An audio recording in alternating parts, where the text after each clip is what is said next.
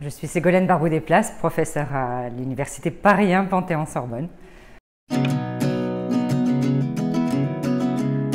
temps de la réflexion sur la construction européenne par son prisme institutionnel n'est certainement pas révolu, ça reste une question d'actualité. Mais le temps du monopole de la réflexion européenne par le prisme institutionnel me semble très largement dépassé. Et la personne est l'angle par lequel, je crois, en tout cas là c'est une question de conviction personnelle avant tout, est l'angle par lequel il nous faut essayer de repenser la construction européenne. Au fond, quand en droit de l'Union, quand en droit communautaire, quand en 1957 on crée un projet de marché intérieur, c'est bien sûr c'est un projet marchand, mais l'objectif c'est aussi, me semble-t-il, d'abord un projet émancipateur de l'individu, de la personne. La mobilité, moi je m'intéresse depuis très longtemps à la mobilité de la personne, c'est pas seulement au service de l'échange marchand, c'est au service de la rencontre de l'autre européen. Et le projet de la construction européenne, c'est aussi ça, c'est offrir à l'individu cette possibilité de la rencontre avec autrui. Et le développement du droit du marché intérieur me semble avoir pour partie dévoyé cette conception-là du projet de marché, du projet de mobilité.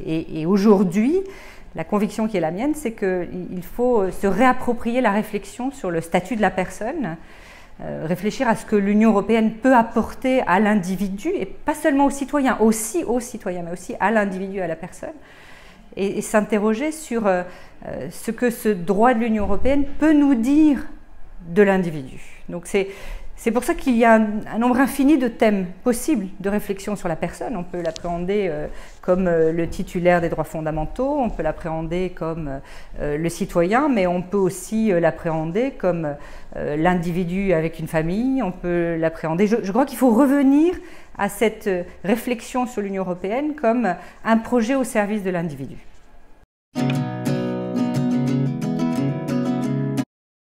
Bon, j'ai beaucoup de centres d'intérêt, mais il y en a deux en particulier qui m'ont occupé ces dernières années, qui probablement m'occuperont dans les prochaines années.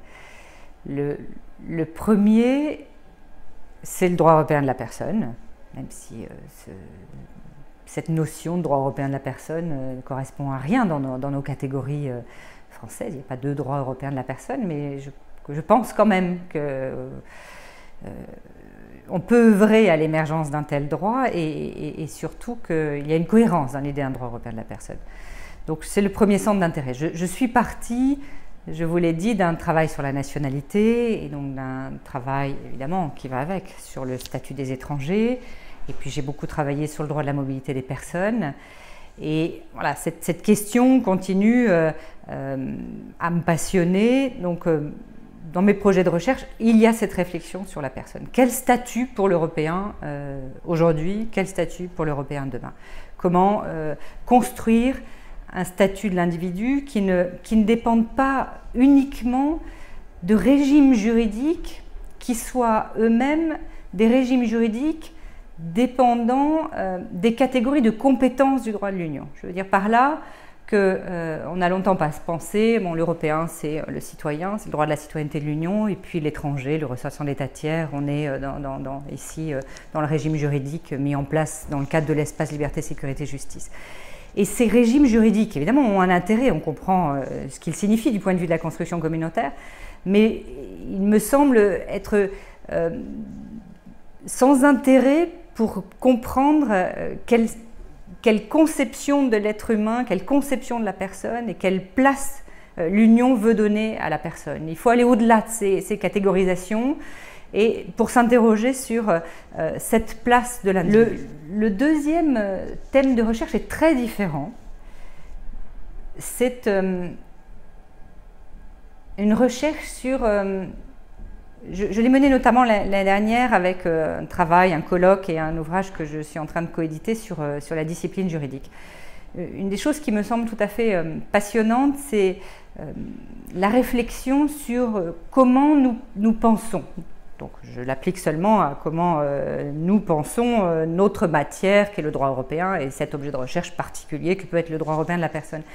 Mais j'aime de plus en plus cette approche qui se veut réflexive et qui cherche à s'interroger sur comment je pense un objet de recherche et comment je pense dans ma matière.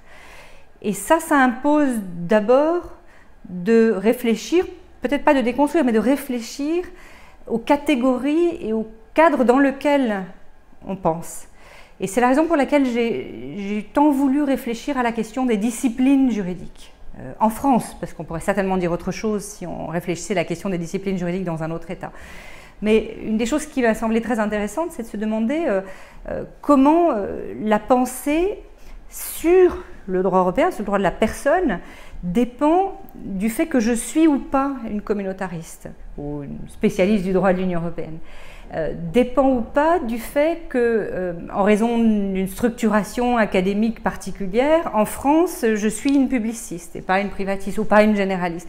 Donc notre pensée, notre approche d'un sujet, elle est nécessairement orientée et conditionnée par un contexte académique d'organisation de la recherche et de la pensée. Voilà, et donc c'est sur ce type de choses qui m'intéressent. Et vous me demandiez tout à l'heure s'il y avait des articles qui me tenaient plus à cœur que d'autres. Peut-être ces articles, je pense à un en particulier où je m'étais interrogée sur la summa divisio en droit communautaire, et j'avais fait le choix de ne pas essayer de traiter la question de la summa divisio en droit communautaire du point de vue du droit positif, mais plutôt d'essayer de montrer que, alors que, a priori, le droit de l'Union devrait échapper à l'idée d'une summa divisio, mais on voit en doctrine réapparaître une partition, une bipartition, droit privé communautaire, droit public communautaire.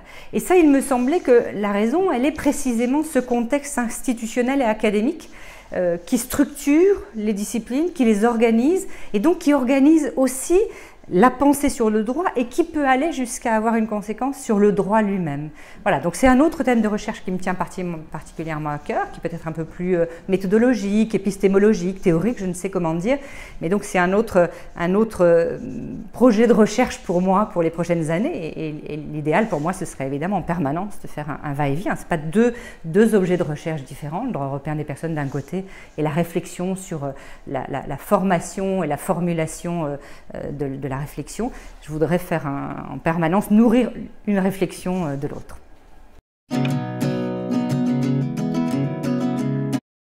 L'enjeu est majeur, tout dépend de la réponse qu'on va apporter au Brexit. La réponse est sûrement une réponse trop facile, mais je crois quand même que beaucoup de choses se tiennent là, dans la capacité de l'Union. Si on accepte un soft Brexit, à ne pas céder sur le volet libre circulation des personnes du droit du marché intérieur. Pour l'heure, les affirmations politiques, qu'elles soient celles de nos principaux gouvernants européens, qu'elles soient celles de M. Juncker, laissent penser qu'il y aura une fermeté de l'Union européenne. Je l'espère. Je ne vois pas comment on pourrait céder sur le projet de mobilité des personnes, de liberté de circulation des personnes. On ne peut pas fractionner les 4 libertés, donc j'y tiens. Donc ça va être la principale difficulté. Ensuite, il y a de multiples questions qui émergent, bien sûr. Où va être la frontière entre l'Irlande et le Royaume-Uni, frontière de la mobilité des personnes? Est-ce que elle va être au lieu de la frontière étatique telle que le droit international l'organise entre la République d'Irlande et l'Irlande du Nord, ou alors, puisque manifestement ça crée des difficultés considérables dans cette idée d'une partition de l'île, est-ce que certains l'ont proposé de déplacer la frontière en termes migratoires au fond dans la mer entre l'Irlande comme île et le reste du Royaume-Uni? On voit bien toutes les difficultés du point de vue juridique que ça peut poser. Bon, donc là, il y a évidemment un chantier, mais on est très largement au-delà de la simple question juridique. On a des problèmes identitaires, on a évidemment pour l'Irlande, notamment la République d'Irlande, la reconstitution de cette frontière avec l'Irlande du Nord, c'est quelque chose de terrible. On voit bien évidemment que la question même de la citoyenneté est en jeu. Qu'est-ce que peut signifier pour un Britannique le fait d'avoir été citoyen, une citoyenneté à laquelle on a attaché des droits, peut-être, je l'espère pour certains d'entre eux, un sentiment d'appartenance. Et puis du fait de la sortie du Royaume-Uni, eh bien, on dit à ces personnes qu'elles ne sont plus citoyennes. On doit s'interroger aussi sur ce que peut être juridiquement, politiquement la citoyenneté de l'Union. Bien évidemment, dans notre raisonnement actuel, sortie signifie que les Britanniques ne peuvent plus être des citoyens de l'Union, mais je me pose quand même la question, est-ce que vraiment on doit se contenter de s'arrêter là? Voilà, donc il y a 1000 questions, mais certainement le Brexit nous impose de réfléchir aux équilibres actuels du droit à la libre circulation des personnes. Les Britanniques ont résisté avant même le Brexit à la logique même de la libre circulation des personnes. Le Royaume-Uni n'est pas le seul. Le gouvernement belge, il y a très longtemps, Delahaye et Bressol avaient déjà évoqué l'idée des excès d'une mobilité des personnes. Donc, on le voit bien, la jurisprudence de la Cour, depuis l'arrêt d'Anneau, mais d'autres, traduisent bien, pas un infléchissement, mais une difficulté à poursuivre ce projet d'une pleine mobilité des citoyens de l'Union, malgré les résistances, malgré les tentatives de renationalisation, malgré les populismes. Donc la question, l'identité européenne, pour moi, elle se joue aussi là, sur cette capacité à affirmer que la mobilité des personnes, c'est un fondement de la construction communautaire.